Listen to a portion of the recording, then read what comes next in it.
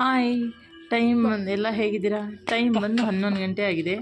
So ಸಿಕ್ಕಾಪಟ್ಟೆ ಬಿಸಿಲಿರೋದ್ರಿಂದ ಕೋಳಿಗಳಿಗೆಲ್ಲ ಸ್ವಲ್ಪ ಹಾಗೆ ಭತ್ತ ಮತ್ತು ಜೋಳನ ಹಾಕ್ಬಿಟ್ಟು ನೀರು ಹಾಕೋಣ ಅಂದ್ಕೊಂಡು ಬಂದಿದ್ದೀನಿ. ನೀರಿಟ್ಟು ಅಷ್ಟು ದೊಡ್ಡ ಕೋಳಿಗಳಿಗೆಲ್ಲ ನೀರಿಟ್ಬಿಟ್ಟು ಅದಾದಮೇಲೆ ನೆಕ್ಸ್ಟ್ ಮರಿ ಕೋಳಿಗಳಿಗೆಲ್ಲ ನೀರಿಡಬೇಕು. ಮರಿ ಕೋಳಿಗಳನ್ನ ನೀರು ಬಿಡಬೇಕಿತ್ತು, ಬಟ್ ಬಿಟ್ಟರೆ ಇಲ್ಲಿ ಸಿಕ್ಕಾಪಟ್ಟೆ ಬೇಸಿಗೆ ಇರೋದ್ರಿಂದ ಹದ್ದುಗಳು ಇರಲಿ ಅಂದರೆ ಮನೆ ಪಕ್ಕ ಏನಾದ್ರು ಗಿಡಗಳು ಇತ್ತಂದರೆ ಅಲ್ಲಿ ಹೋಗಿ ಊದ್ಕೊಳ್ಳೋಕೆ ಸರಿಯಾಗುತ್ತೆ ಕೋಳಿ ಮರಿಗಳಿಗೆ.